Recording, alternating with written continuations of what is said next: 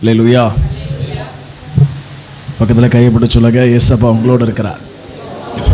நீங்கள் நினைத்திராத, நீங்கள் ஜெபித்திராத, நீங்கள் ஆசை கூட பட்டிராத பெரிய அற்புதங்கள் உங்களுடைய வாழ்க்கையிலே நிச்சயமாய் நடக்கும். ஒரு அல்லேலூயா சொல்லலாமா?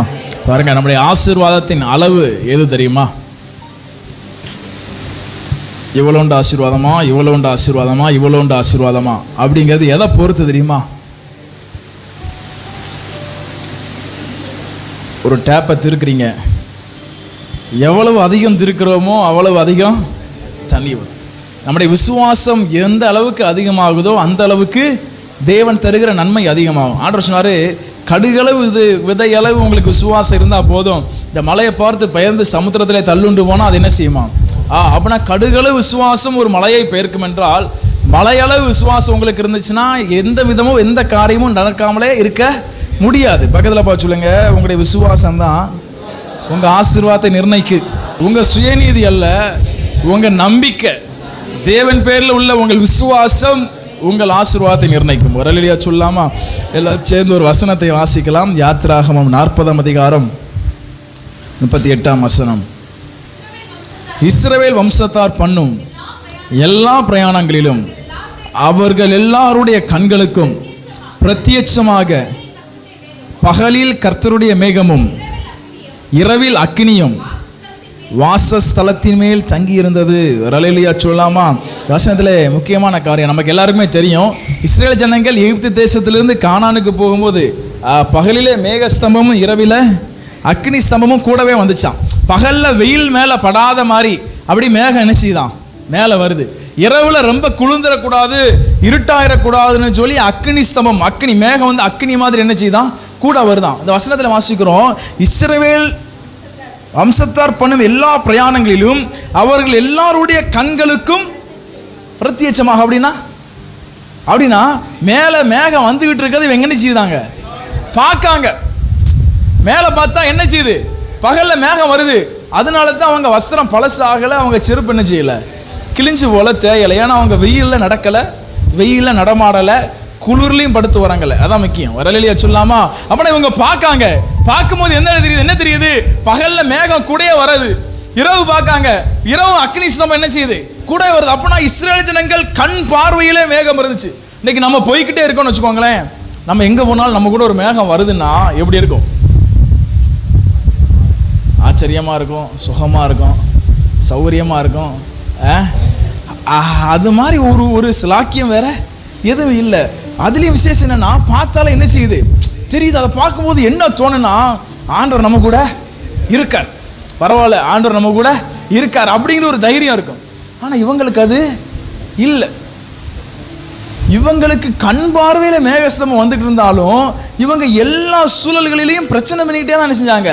எனக்கு இதை வாசிக்கும் பொழுது என்ன ஒரு ஆச்சரியம்னா, கண் பார்வையில் என்ன செய்யுது? கண் பார்வையில் மேகம் வந்து கொண்டிருக்கு. இவங்க பார்த்தாலே தெரியுது. வசனத்தில் வாசிக்கும் பொழுது என்ன சொல்லப்பட்டிருக்குன்னா, மோசே எப்பெல்லாம் ஆசரிப்பு கூடாரத்துக்குள்ள போறாரோ அப்ப இன்னொரு மேகம் ஆசரிப்பு கூடாரத்து பக்கத்தில் வந்து என்ன செய்யுமா? மோசே எப்பெல்லாம் ஜெபம் பண்ண போறாரோ அப்பெல்லாம் ஒரு மேகம் வந்து அங்க நிக்குமா. அப்புறம் இதெல்லாம் கண்ணால பார்க்காங்க. இதெல்லாம் கண்ணால பார்த்தும் தேவனுக்கு கீழ்ப்படியாமல் போக, தேவனுக்கு விரோதமாக எப்படி அவங்களால செயல்பட முடிஞ்சது பாருங்க. மோசே சீனாய் மலை மேல போயிருக்காரு. எதுக்கு போயிருக்காருன்னா, ஆண்டவர் மலை மேல வர சொல்லியிருக்காரு. வாயா, அவன்கிட்ட என்ன செய்ய வேண்டியிருக்கு? பேச வேண்டியிருக்கு. இப்போ மேலே போனவர் எத்தனை நாளாக கீழே வரலை? 40 நாளாக கீழே வரலை. கிட்டத்தட்ட கடைசியாக வரும்போது 40ஆவது நாளில் கீழே வந்துட்டார். ஆனால் எத்தனாவது நாளில் கீழே பிரச்சனை நடந்துச்சுன்னு தெரியலை. மேலே போய் கொஞ்சம் நாளில் ஆயிடுச்சு. உடனே கீழே இருந்தவங்கலாம் சொல்கிறாங்க, மேலே போன மோசேக்கு என்ன ஆச்சுன்னு எங்களுக்கு மேலே தீ எரிஞ்சுக்கிட்டு இருக்கு. எங்கே தீ எரியுது? மலை மேலே தீ எரியுது. கீழே இருந்து பார்த்தா ஆண்டவர் மலை மேலே இருக்குது தெரியுது. அப்படிப்பட்ட காட்சியை பார்த்தும் இவங்க என்ன சொல்றாங்க? மேலே போன மோசேக்கு எங்களுக்கு என்ன ஆச்சுன்னு தெரியாது, அதனால எங்களுக்கு முன் செல்லும் தெய்வங்களை உண்டு பண்ணுங்க. உடனே ஒரு கண்ணுக்குட்டியை பிடிச்சி, இதான் நமக்கு என்னது? எவ்வளவு இடும்பு இருந்தா ஆண்டவர் என்ன செஞ்சா தெரியுமா? பாருங்க, வசனத்தில் சொல்லப்பட்டிருக்கு. யாத்திராகமம் 32:9 அவர் சொல்றாரு, பின்னும் கர்த்தர் மோசேயை நோக்கி, இந்த ஜனங்களை பார்த்தேன். அவர் என்ன செய்தாராம்? பார்க்காரு, மேலேருந்து பார்க்காரு. என்னடா இவங்க கண் பார்வையில் என்ன செய்தோம்? நிற்கும், மேலே பார்த்தா நிற்கும், நேராக பார்த்தா நிற்கும். இவங்களை பார்த்தேன், இவர்கள் வணங்கா கழுத்துள்ள ஜனம், ஆகையால் என் கோபம் இவர்கள் மேல் மூளவும் நான் இவர்களை அழித்து போடவும் நீ என்னை விட்டுவிடு, உன்னை நான் பெரிய ஜாதி ஆக்குறேன். இப்போ முகேஷ் இருக்கான். இப்போ முகேஷை கூப்பிட்டு நான் சொல்கிறேன், முகேஷ் இங்கே இருக்கிறதுலே நீ மட்டும்தான் நல்லவன், ஒன்றை மாதிரி நல்லவன நினச்சிக்கல பார்க்கல, நீ இங்கே இருக்கிறதுலே நீ மட்டும்தான் நல்லவன், அதனால் நீ மட்டும் 3 சொல்லு, இங்கே இருக்கிற எல்லாருக்குள்ளதையும் வாங்கி ஓன்ட்ட கொடுத்துட்டு, அதான் அர்த்தம். அங்கே லட்சக்கணக்கான ஜனங்கள் இருக்காங்க, எல்லாரையும் அழிப்போம்னா அவங்க நகை நட்டெல்லாம் என்ன தான் கிடக்கும், அங்கே தான் கிடக்கும். இவங்க உள்ள எல்லாத்தையும் ஜூடா ஃபோனு, ஜோஸ்வா ஃபோனு எல்லாத்தையும் வாங்கி ஓன்ட்ட கொடுத்துட்டு இவங்க எல்லாத்தையும் அழிச்சிருந்தேன், உன்னைய நான் யாராக்கிறதேன், பெரிய ஆளாக்கிறதே, நீ ஊன்னு மட்டும் சொல்லுன்னா, நல்ல வேளை ஆண்டவரே, இதுக்கு தான் நான் என்ன செஞ்சேன், ரொம்ப நாளாக எதிர்பார்த்தா இருந்தேன், அப்படியே உடனே என்ன செய்யுங்க. மோசே என்ன செய்யலை, அப்படி செய்யலை, மோசே அப்படி சொல்லலை. ஆனால் ஆண்டவர் பாருங்க, ஆண்டவருக்கு எவ்வளவு கோவம் வந்தா தன்னால் தெரிந்து கொள்ளப்பட்ட ஜனங்களை அழிக்க வேண்டும் என்கிற எண்ணம் அவருக்கு வந்திருக்கும். ஏன் அப்படி ஆண்டவர் கோவம் வருதுன்னா, இவங்க கண்ணால் என்ன செய்யறாங்க, பார்க்காங்க, பார்த்தும் வணங்கா கழுத்துள்ள ஜனங்களா இருக்காங்க. நான் மட்டும் ஆண்டவர் அந்த மோசைட்டெல்லாம் கேட்கவே மாட்டேன், அழிச்சுட்டு மோசே கீழே யாரும் இல்லை, போய் எல்லாத்தையும் நெஞ்சுக்கோ எடுத்துக்கோன்னு சொல்லியிருப்பேன். ஆனால் ஆண்டவர் மோசைட்ட ஒரு வார்த்தை கேட்கிறாரு, மோசே என்ன சொல்றான்னு பார்ப்போம். மோசே சரின்னா என்ன செஞ்சிருப்பாரு, அழிச்சிருப்பாரு. பாருங்க பாருங்க, அப்படியானால் கண் பார்வையிலே தேவனுடைய மகிமையை கண்டும் துணிகரமாய் தேவனுக்கு விரோதமான கிரியைகளை அவர்கள் செய்கிறாங்க. இன்னைக்கு நீங்களும் நானும் எப்படி இருக்கிறோம், கண் பார்வையிலே தேவனுடைய மகிமையை கண்ட அவர்களை விட நாம் விளையாட பெற்றவர்கள். ஏன்னா நமக்குள்ள யார் இருக்கா, வசனம் சொல்லுது, நீங்கள் தேவனுடைய ஆலயம் என்றும் தேவ ஆவியானவர் உங்களில் வாசமாய் இருக்கிறார் என்றும் அறியீர்களா. தூரத்திலே தேவனுடைய மகிமையை பார்த்து பாவம் செய்தவர்கள் மேல் தேவனுடைய கோபாக்கினை அவ்வளவு கோபம் உக்கிரமா இருக்குமானா, நமக்குள்ளேயே அவர் வந்துட்டார், தூரத்தில் இல்லை, இப்ப எங்க இருக்காரு, உள்ள இருக்காரு. உள்ள வந்த பிறகு நாம் துணிகரமாய் தவறுகளை செய்வோமானால் நம்மள அவர் என்னதான் செய்யறது, இப்ப நம்மள அவரால் கொல்லவும் முடியல. ஏன்னா நமக்காக தான் அவர் என்ன செஞ்சாரு, மரித்தார், நமக்காக சிலுவையில் அவர் தொங்கினார். அதனால இப்ப அவருக்கு ஒரு இக்கட்டான சூழலை நம்மளை கொல்லவும் முடியல, வாழ வைக்கவும், ஏன்னா வாழ வைக்கக்கூடிய அளவுக்கு நம்ம நெருக்கமாகவும் இல்லை, நம்ம தவறுகள் மேல் தவறுகள் செய்து கொண்டே இருக்கோம். பாருங்க, தூரமாய் பார்த்த இஸ்ரவேல் ஜனங்களே 40 வருஷம் பூமியில இருந்து பெற வேண்டியதை பெறாம போயிட்டாங்க. நீங்க 100 வருஷம் பூமியில இருந்தாலும் பெற வேண்டியதை பெறாம போயிட்டா வாழ்ந்த வாழ்க்கைக்கு எந்த விதமான பயனும் இல்லை. நான் அனுபவிக்க வேண்டிய சகல நன்மைகளையும் அவர் எனக்கு தருகிறார், வசனத்தில் வாசிக்கிறோம். பூமியும் அது நிறைவும் அவருடையது, வசனத்தில் வாசிக்கிறோம். அப்படியே நான் ஆசீர்வாதமா இருக்க வேண்டும் என்பது அவருடைய திட்டம், நான் கானானை சுதந்திரிக்க வேண்டும் என்பது அவருடைய திட்டம். ஆனால் கானானை சுதந்திரிக்க கூடிய அளவுக்கு நான் தேவனோடு கூட சீரான ஐக்கியத்தில் இல்லாமற் போவேனானால், நான் இன்னும் கீழ்ப்படிய மடங்க அடங்க மறுப்பேனானால் ஆண்டவர் என்னை எப்படி உயர்த்த முடியும்? பாருங்க, நம்மளை ரட்சிச்ச பாவத்துக்காக, பாவங்க பாருங்க, நம்மளை ரட்சித்த ஒரு புண்ணியத்துக்காக, நம்மளெல்லாம் ரட்சித்த பாவம் தாங்கிங்களோ அப்படிங்கிற மாதிரி பாக்கிங்க, ஆமாங்கிங்க, நம்மளை ரட்சிச்சுட்டாரு, நம்ம அவரை நம்பிட்டோம், அதுக்காக நம்மளை பரலோகத்தில் கொண்டு போய் கண்டிப்பாக என்ன செஞ்சிருவாரு. இங்கே இருக்கிற எல்லாருமே எப்படினாலும் பரலோகம் தான் போக போறீங்க. பரலோகம் போதுக்காக மட்டும் ஆண்டவரை நம்ம என்ன செய்யலை, தேடலை. இந்த உலகத்திலே சகல சம்பூரணமும் உடையவர்களாய் எனக்கு பரலோகம் கிடைச்சா மட்டும் போதுன்னு சொல்றவங்க எத்தனை பேர்? வேண்டாம், பரலோகம் வேண்டாமா, பரலோகம் கிடைச்சா மட்டும் போதும்னா நீங்கள் இஸ்ரவேல் ஜனங்க மாதிரி நினைச்சீங்க, கீழ்ப்படியாமல் இருங்க, நெருங்குங்க, தூரமாக போங்க. அவர் என்ன செய்வார்னா, சரி நம்மளை வேற அப்பப்போ நம்புதாங்க, சரி மன்னிச்சுக்கிடுவோம், சேர்த்துக்கிடுவோம் அப்படின்னு சொல்லி உங்களை எப்படியாச்சும் தத்தி புத்தி பரலோகத்துக்கு நெஞ்சிருவார், கொண்டு போயிடுவார். ஆனால் இந்த உலகத்திலே பெற வேண்டிய நன்மைகளை பெற வேண்டியவைகளை பெற முடியாது. ஏதோ சில காரியங்கள் நடக்கும் பாருங்க, இயற்கைக்கு அப்பாற்பட்ட காரியத்தை நம்மளால என்ன செய்ய முடியாது, அனுபவிக்க முடியாது. இன்னைக்கு பரலோகம் நம்ம கண்டிப்பா உண்டு. இந்த உலகத்தில் எத்தனை பேருக்கு ஆசை இருக்கு இதெல்லாம் நடக்கணும்னு?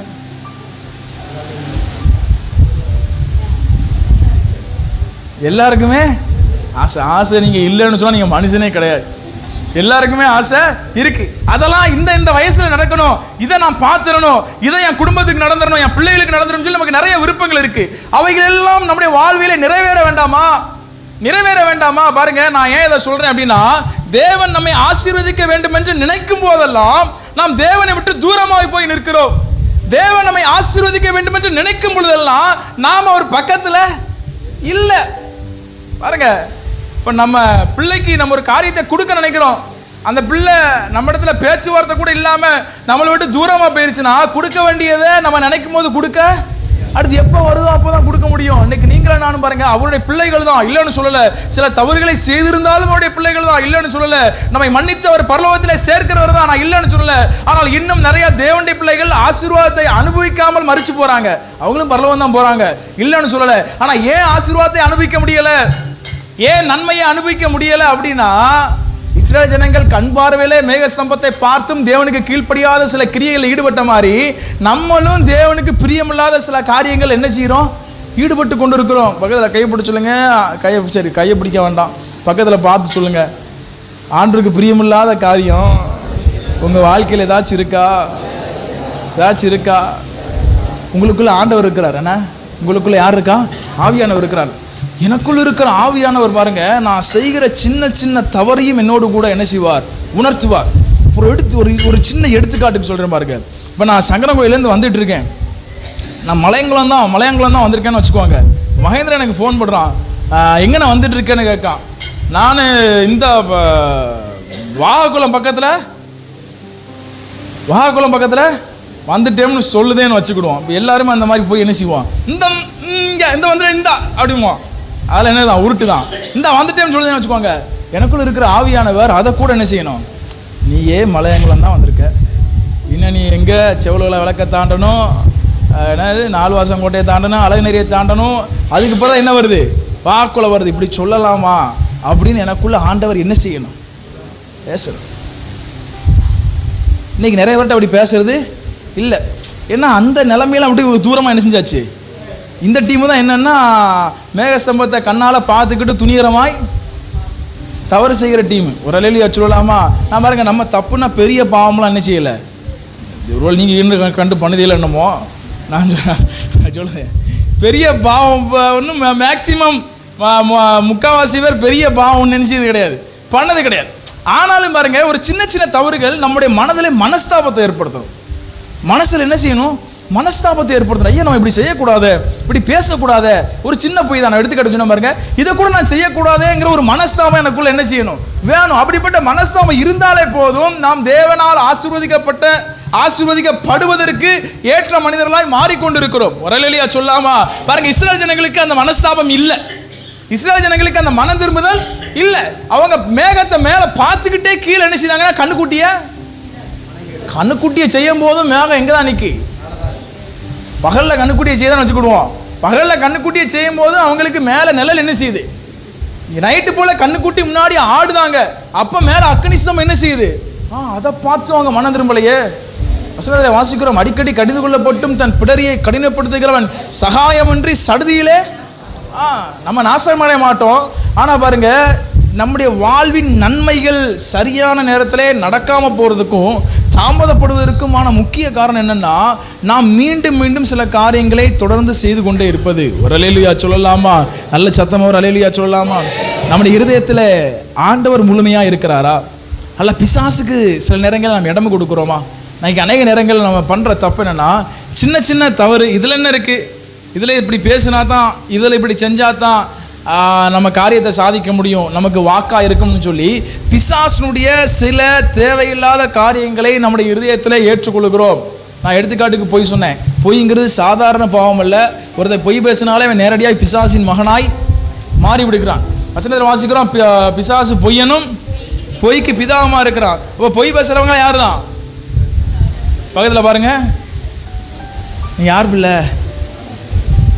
ஏசப்பா பிள்ளை தானே. நீங்கள் பொய் என்ன செய்யக்கூடாது, பேசக்கூடாது. உள்ளதை உள்ளதென்றும் இல்லதை இல்லதென்றும் சொல்லுங்கள், மிஞ்சினது தீமையினால் உண்டாயிருக்கு. என்ன ஆனாலும் பரவாயில்ல, சில காரியங்களிலே நாம் மீண்டும் மீண்டும் சில தவறுகளை செய்யக்கூடாது. ஒரேலியா சொல்லாமா? நான் ஏன் எடுத்துக்காட்டுக்கு பொய் சொல்லுதோம்னா, இன்னைக்கு நிறைய பேருடைய அன்றாட வாழ்க்கையில் பொய் ஒரு அங்கமாக இருக்குது. எல்லாருக்குமே அது பொய் பேசாமல் அவங்க விஷயத்தை பேச ஆரம்பித்தாலும் பொய் பேசாமல் இருக்க முடியாது. அதுக்காண்டி தான் நான் ஒரு எடுத்துக்காட்டாக அந்த காரியத்தை சொன்னேன். அதுபோல் பிசாசின் சில காரியங்கள் நம்ம இதயத்தில் இருக்கலாம். அப்போஸ்தலர் நடவடிக்கைகள் 5ஆம் அதிகாரத்தில் வாசிக்கிறோம் பாருங்க. அப்போஸ்தலர் 5ஆம் அதிகாரம் 3-4 வாசிங்க. பேதுரு அவனை நோக்கி, அனனியாவே,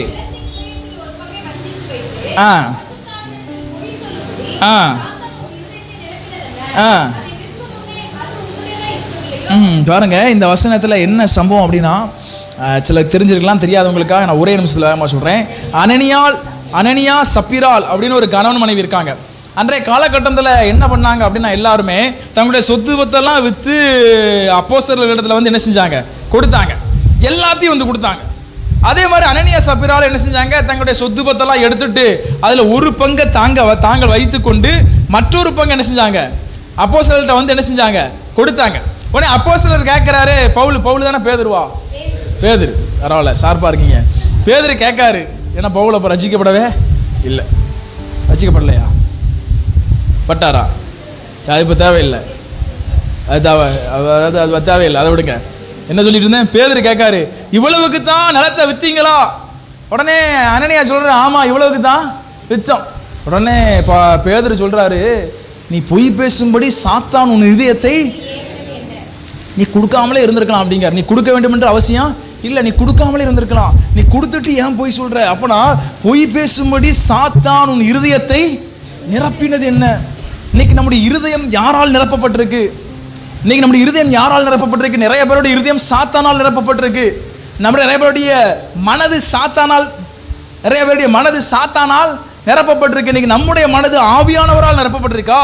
நம்முடைய மனது சாத்தானால் நிரப்பப்பட்டிருக்கா? இன்னைக்கு நம்முடைய மனது சாத்தானால் நிரப்பப்பட்டிருக்குமானால் சாத்தானுடைய செயல்பாடுகளுக்கு நாம் உடன்படுகிறவர்களாக இருப்போம். தேவ ஆவியானவரால் நம்முடைய ஆவி நிரப்பப்பட்டிருக்குமானால், நான் சொன்னேன், ஒரு சின்ன தவறு பண்ணாலும் நமக்குள்ள இருக்கிற ஆவியானவர் நம்மை மனஸ்தாபப்பட வைப்பார். ஒரு அல்லேலூயா சொல்லலாமா? நல்ல சத்தம் ஒரு அல்லேலூயா சொல்லலாமா? இன்றைக்கு பாருங்க, உலக காரியங்களினாலே நம்முடைய இருதயத்தை சாத்தான் நிரப்பி இருக்கிறான்.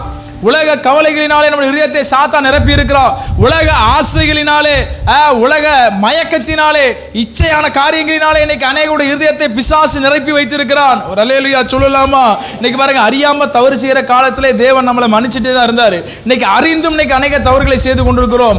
தேவனுடைய பார்வையிலே நான் இன்னைக்கு செய்த காரியம் அவருக்கு ஏற்றதா, அவருக்கு பிரியமானதா, அல்லது இன்றைக்கு நான் ஏதாயிலும் தேவனுக்கு பிரியமில்லாத காரியத்தை செய்திருக்கிறேனா? ஒரு அல்லேலூயா சொல்லலாமா? பாருங்க, நீங்க மணிக்கணக்காக போனை பார்த்துட்டு இருக்கீங்கன்னு வச்சுக்கிடுவோமே. ஒரு எடுத்துக்காட்டுக்கு, இப்போ வயசானாலும் கொஞ்சம் வயசாலும் எல்லாருமே என்ன செய்கிறாங்க, ஃபோன் பார்க்காங்க. எல்லாருமே வாட்ஸ்அப்பு, யூடியூப், எல்லா ஸ்டேட்டஸு எல்லாமே சகலமும் எல்லாரும் என்ன செய்தாங்க, பண்ணுதாங்க. இப்போ நம்ம ஃபோனில் என்ன பார்க்கோமோ அது இப்போ உள்ள என்ன செய்யுது, போகுது. அது ஏதோ ஒரு இடத்துல பாருங்கள், மனசில் நம்ம பார்த்த விஷயங்கள்லாம் ஏதோ ஒரு மூலையில் போய் அப்படியே சேர்ந்துக்கிட்டே இருக்கும். உடனே நமக்கு ஞாபகம் வராது. அது தவறான காரியமாக இருக்கலாம், அல்லது தேவனுக்கு பிரியமில்லாத காரியமாக இருக்கலாம். எது வரதாலும் அப்படியே மனசில் போய் ஒரு ஓரமாக சேர்ந்துக்கிட்டே இருக்கும். நம்ம அமைதியாய் தனியாக இருக்கும் பொழுது பிசாசு அந்த காரியங்களை அப்படியே கண் முன்னாடி என்ன செய்வான், கொண்டு வருவான். ஏன்னா அவைகளால் நம்முடைய இருதயம் நிரப்பப்பட்டிருக்கு. இன்னைக்கு நீங்கள் நான் பாருங்க, வேத வசனங்களால் நிரப்பப்பட்டிருக்கோமா?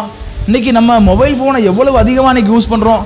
இன்னைக்கு சின்ன பிள்ளைங்களே வீட்டில் வந்து அரை வெளுக்கிறதுக்கு இல்லாமல் சின்ன பிள்ளைங்களுக்கே எந்த நேரம் என்னதுதான், ஃபோனு தான். நேற்று ஒரு சின்ன ஒரு வீடியோ பார்த்துருந்தேன். இந்த டெரிக்கு மாதிரி ஒருத்தன் உட்காந்துருக்கான், அவன் கையில் ஃபோனு கொடுத்துருக்காங்க. பார்த்துக்கிட்டு அப்படியே வெளில என்ன செய்யுது, வளைஞ்சிக்கிட்டு பார்த்துட்டு அப்படியே தடவி, அவனுக்கு நீ சின்ன பிள்ளைங்களுக்கு என்ன செய்யுதுன்னா இப்படி தூக்கி விட்டால் அடுத்த வீடியோ வரும்னு தெரியுது. இப்போ நீங்கள் சாண்ட்ரா கையில் ஃபோனை கொடுத்தீங்கன்னா அவள் அப்படிம்பா, நம்ம கொடுக்கறது கிடையாது. அவள் கையில் வச்சுட்டோம்னா இப்படி பார்த்துக்கிட்டு பிடிக்கலன்னா அப்படி சவுண்டோட அப்படியே என்ன செய்யுது தெரியுது. இந்த அந்த மாதிரி சின்ன பையன் ஒரு வீடியோவில் பார்க்குறேன், கொடுத்துருக்காங்க, பார்த்துக்கிட்டு இருக்கான். பிடுங்கின உடனே மல்லாக்கா படுத்துட்டு கையும் காலையும் இந்த வண்டு மல்லாக்கா விழுந்தா இந்த இப்படின்னா இருக்கும் பாருங்க, அந்த மாதிரி நவயம் போட்டுதான். அப்புறம் ஃபோனை கொடுத்த பிறகு தான் ஆள் சாந்தமா. இன்னைக்கு பாருங்க, நிறைய சின்ன பையங்க ஃபோன் பார்த்து அவங்களுடைய மூளையே கொஞ்சம் குறைஞ்சி போச்சு. நீங்கள் நம்பினாலும் நம்பலனாலும் அது ரொம்ப ரொம்ப உண்மை. சில கேம்லாம் இருக்குது, இந்த ஃப்ரீ ஃபயர், பப்ஜி, இந்த மாதிரி கேம்லாம், அதெல்லாம் ரொம்ப உத்து விளாண்டு பாருங்கள். சிலருடைய மூளையுடைய அந்த வேகமே என்ன செஞ்சிருச்சு, குறைஞ்சிருச்சு. நம்ம ஒரு காரியத்தை சொன்னோம்னா அதை அவன் அப்சர்வ் பண்ணதுக்கே ரொம்ப நேரம் ஆகுது.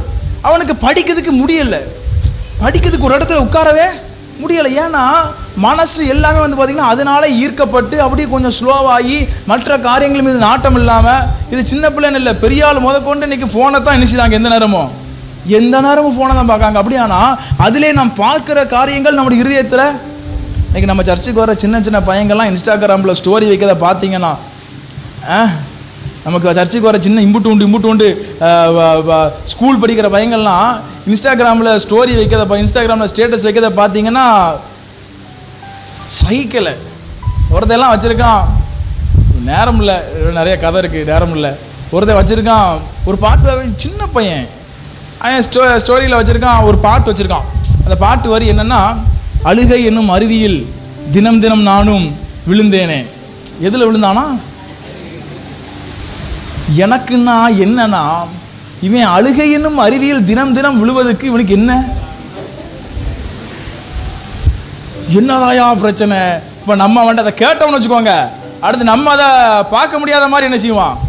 அதனால் அமைதியாக அவங்க எந்த வழியில் தான் போயிட்டு இருக்காங்கன்னு தெரிஞ்சுக்கிடுவோம். இப்போ நம்ம டக்குன்னு கேட்டோம்னா நாலுலேருந்து அவன் போகிறத நம்ம என்ன செய்ய முடியாது. சரி போடு, நீ எந்த வழியில் போகிறன்னு தான் பார்ப்போம். அப்போ நான் பாருங்கள், இன்றைக்கி பெற்றோர்களுக்கு தெரியலை, பிள்ளைங்க ஃபோனை வச்சுக்கிட்டு என்ன செய்தாங்கன்னு தெரியலை. பிள்ளையானவனை நடக்க வேண்டிய வழியிலே நடத்து, அவன் முதிர் வயதிலும் விடாதிருப்பான். பிள்ளையை நடக்க வேண்டிய வழியில் இன்னைக்கு நடத்தலை அப்படின்னா அவன் தாய்க்கு வெட்கத்தை உண்டு பண்ணுவான்னு வசனத்தில் வாசிக்கிறோம். ரலேலியா சொல்லாமா? இப்போ அதுக்கு நம்ம பேச வரல. நம்முடைய இருதயம் எவைகளால் நிரப்பப்பட்டிருக்கோ அவைகள் தான் என்ன செய்யும்? வெளியே வரும். இப்போ நீங்கள் நாடகம் பார்க்குற ஆளாக இருக்கீங்கன்னு வச்சுக்கோங்க, நீங்கள் நாடகத்தை பார்த்துக்கிட்டே இருந்தீங்கன்னா அதில் மாமியார், மருமகா, அண்ணன், தம்பி பண்ணுற சூழ்ச்சியெல்லாம் உங்கள் மனசுக்குள்ள என்ன செய்யும்? ஏறும். அடுத்து நீங்கள் எதை பார்த்தாலும் உங்களுக்கு சூழ்ச்சி நடக்கும்னு தோணும், சூழ்ச்சி பண்ணும்படியாக தோணும், அப்படி நடந்துருமோன்னு தோணும். ஏன்னா அதெல்லாம் என்ன செஞ்சிருக்கோம்? பார்த்தது உள்ளே போயிருக்கு. இன்னைக்கு நம்முடைய இருதயத்தை சாத்தான் அவனுடைய காரியங்களினால நிரப்புனா அப்படின்னா அவனுடைய செயல்கள் தான் நம்முடைய வாழ்க்கையில் பிரதிபலிக்கும். நீங்கள் வசனத்தினாலே உங்களுடைய இருதயத்தை நிரப்ப வேண்டும். வசனமாகிய இருதயமாகிய பலகையில் என்ன செய்யணுமா? எழுதணுமா? பாருங்க, நீங்கள் வசனத்தை மனப்பாடம் பண்ண வேண்டிய அவசியமே இல்லை. நீங்கள் டெய்லி ஒரு 3 அதிகாரம் 5 அதிகாரம் வாசிச்சு பாருங்க. வசனத்தை நீங்கள் மனப்பாடம் பண்ணாமலே சில நேரங்களில் வசனம் ஆட்டோமேட்டிக்காகவே ஞாபகம் வரும். நானும் பாருங்க, ஒரு ஒரு சங்கீதத்தில் ஒரு சில அதிகாரத்தை தான் நான் மனப்பாடம் பண்ணியிருப்பேன். ஒரு சில அதிகாரம்னா இப்போ என்ன சங்கீதம் 23 தெரியும், சங்கீதம் 1 அதிகாரம் தெரியும், 91 கூட என்னால் நீங்கள் கேட்டிங்கன்னா முழு சன்னசிய தெரியாது எனக்கு. நான் என்ன சொல்கிறேன்னா, அப்படி நான் வசனத்தை மனப்பாடம் பண்ணதில்லை. ஆனால் வசனத்தை வாசிக்கிட்டே இருக்கிறதுனால இது இப்போ ஒரு வசனத்தை சொல்லும்படி எனக்கு ஆவியானவர் ஏவுவாரானா அந்த வசனம் முழுமையுமா எனக்கு என்ன வந்துடும்? ஞாபகம் வந்துடும். அந்த வசனத்தை நான் மனப்பாடம் பண்ணலை, ஆனால் அந்த வசனத்தை நான் சொல்லிடுவேன். ஏன் அப்படின்னா வசனத்தினாலே நம்முடைய இருதயம் நிறைஞ்சிருக்கிறதுனால தேவையான நேரத்தில் தேவையான வசனம் என்ன செய்யுது? ஞாபகம் வருது, வெளிப்படுது. அப்போ நான் உலக காரியங்களினாலே நம்முடைய இருதயம் நிறைந்திருக்குமானால் உலக காரியங்கள் நம் மூலமாய் வெளிப்படும். உலக காரியம் நம் மூலமாய் வெளிப்படும் பொழுது ஆட்டோமேட்டிக்காவே தேவனுக்கு பிரியமில்லாத சில காரியங்களிலே தவறு என்ற உணர்வு இல்லாமல் நம்ம என்ன செய்வோம்? நம்ம தவறு என்கிற உணர்வு இல்லாமல் நம்ம செயல்படுவோம். தவறு என்கிற உணர்வு இல்லாமல் நம்ம செயல்படும் பொழுது நம்மளை இஸ்ரவேல் ஜனங்கள் என்னதுதான்? ஒண்ணுதான், கண் பார்வையில் மேகஸ்தம்பம், நமக்குள்ளே ஆவியானவர். நமக்கு பரலோகத்துக்கு எப்படியாச்சும் டிக்கெட்டு உங்களுக்கு இருக்கு, நான் நம்புறேன். பரலோகத்துக்கு டிக்கெட் இருக்கு. ஆனால் இங்கே எதுவும் வேணும்னு நீங்கள் இப்படியே இருங்க, செய்கிற தவிர மீண்டும் மீண்டும் செய்யுங்க. பாருங்க, 100% நீதிமானை ஆண்டவர் ஆசீர்வதிப்பார் நான் சொல்ல வரல. நீதிமானாக விரும்புகிறவனை தேவன் ஆசீர்வதிக்கிறார். 100% நல்லவனை தேவன் ஆசீர்வதிப்பார்னு சொல்லல, நல்லவனாக விரும்புகிறவன். இன்னைக்கு நான் சரியாகணும்னு ஒரு மனுஷன் விரும்பினா தான் ஆண்டவர் அவன் மேல ரொம்ப ரொம்ப கரிசனையோடு கூட இருக்கிறார். நான் சரியாகவே ஒருத்தன் விரும்பல, ஒருத்தன் பாருங்க படிக்கவே மாட்டேக்கான்னு வச்சுக்கிடுவான். ஆனால் அவன் படிக்கணும்னு ஆசைப்படுறான். ஐயோ எனக்கு ஞாபகம் இருக்க மாட்டேக்கே, என்னால் படிக்க முடியலையேன்னு அவன் ஒருத்தன் வருத்தப்பட்டான்னா நம்ம அவனுக்கு உட்கார வச்சு என்ன செய்வோம்? சொல்லி கொடுப்பான். சே, அவன் படிக்கணும்னு ஆசைப்படுதான், இவனுக்கு கொஞ்சம் நேரம் செலுத்தினா என்ன செய்வான்? படிப்பான். ஆனால் இவனுக்கு படிக்கிறதுக்கு உட்காரதுக்கே மனம் இல்லைன்னா அவனை தலைகீழே கட்டி தொங்க விட்டாலும் அவன் படிக்க அவனால் முடியாது. இன்னைக்கு நீங்கள் நானும் சரியாக வேண்டும் என்று ஆசைப்படுவோமானால் ஆண்டவரே நாம் சரியாக உதவி செய்வார். மாறா செய்கிற தவிர மறுபடியும் செஞ்சுக்கிட்டே இருப்போமானால் தேவனுடைய கிருபை இந்த உலகத்தின் ஆசீர்வாதங்களை பெற்றுக்கொள்வதிலே நமக்கு இல்லாமல் போய்விடும். ஒரு அல்லேலூயா சொல்லலாமா? இன்னைக்கு ஏன் சில தேவனுடைய பிள்ளைகள் ஆசீர்வதிக்கப்படுறாங்க, சிலர் ஏன் ஆசீர்வதிக்கப்படலை? தேவன் பட்சபாதமாக இருக்கிறாரா? இல்லை. தேவன் தர வேண்டிய ஆசீர்வாதங்களை தர விரும்பும் பொழுது அதை பெற்றுக்கொள்கிற இடத்துல அவர் அருகிலே நாம் நெருங்கி வரவில்லை. ஒரு அல்லேலூயா சொல்லாமா?